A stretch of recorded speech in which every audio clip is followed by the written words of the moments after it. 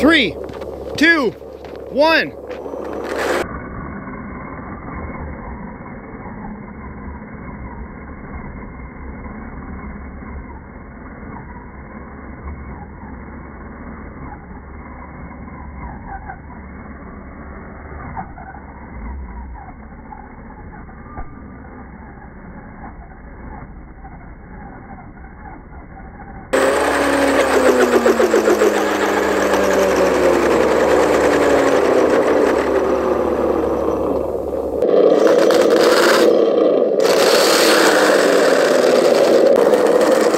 Darn.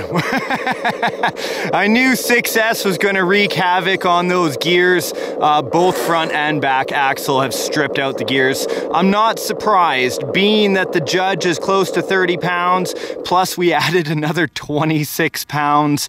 You know, what can I say? This truck and those little gears gave it all it can have. But, you know, that's part of the hobby, experimenting, pushing your truck to the edge, maybe 4S Lipo, or maybe even they just need a couple of shims. So I'm gonna get in those axles and figure out what's going on. At least it still starts. Oh, crunchy. Oh, can I drive home? I don't think so. Come on. Oh well, before I do any more damage, it's not necessary. I did film a pre-look at this truck if you're interested in doing some sort of pulling. I'm new at this, so I'm still having to beef up the truck. So let the film roll. Enjoy. All right, so I'm pre-recording this part to play at the end of the video simply because everything works. I have no idea how this will do on 6S Lipo. This is the first time I've ever run a scale truck, a 1/10 scale truck on a 6S Lipo. And just to let you know, this truck is 18 inches long. Why am I mentioning that? Well, obviously from the thumbnail, you guys have seen that I'm about to pull the Judge, or I just did pull the Judge for you guys. And I'd kind of like to put this into perspective. Here is the issue I had in yesterday's video. I'll actually put a link right here so you guys can check it out, where I was upgrading this truck to the giant T8 motor, the modified RX8 1/8 scale ESC I have in there, as well as I went on to do some other things after the video was done. Now, it was an inside ring and pinion gear that had broken. I was hearing some grinding noises, and yes, we had one of the links that was loose. I have fixed that and tightened up all the others, but I did replace the axle altogether. I opened it up and also put in some thick grease to see how that's gonna, you know, maybe it'll cause less wear or less heat. I'm still running the Punisher shafts. During testing earlier today, I did try some other drive shafts, 2 different brands that did not hold up. I do not expect this to hold up either. In fact, with this much power running through a 1/10 scale truck, you know, I expect things to pretty much blow apart. I did red Loctite these wheel nuts on the inside of those tires, but really I expect those to kind of unscrew themselves as well. Thanks to the viewers that were writing and commenting about their own puller trucks and giving me some advice. On the front, I've gone ahead and mounted up a reverse hitch. Now, normally this is a hitch I would use for a trailer, and you know, this is the receiver end right here, but I put it on the front, and I actually went and made some weights that I can put in the front to help weigh it down. I've also stiffened up the shocks and the leaf springs because this is a purpose-built truck now, specifically for pulling and just all-out torque, so not a lot of suspension flex.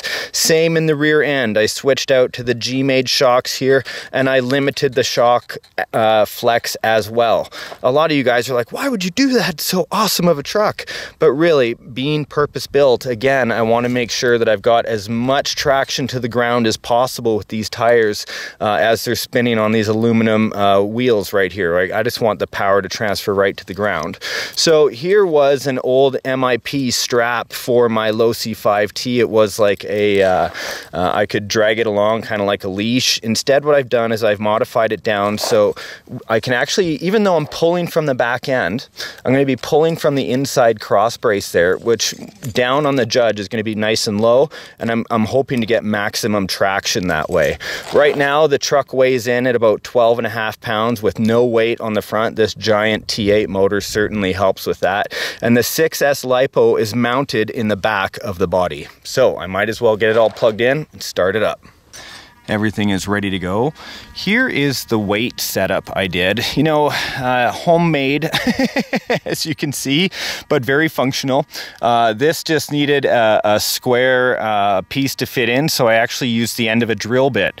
I haven't damaged the drill bit at all. I used an E-clip and a bunch of washers, and it's really quite heavy. It hangs out the end like so, which adds quite a bit of weight to the front. Actually, the front of the truck is quite heavy. It's very planted. Now, some of you may have noticed that there was a hook dangling down here. That hook is actually to fit into the body pin that I have right here, just holding the washers on so I can change the weight.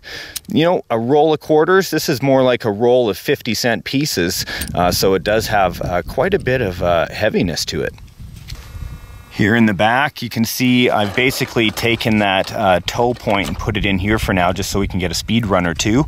And here is the 6S, what is it, 3200 mach. Let's start up that sound kit.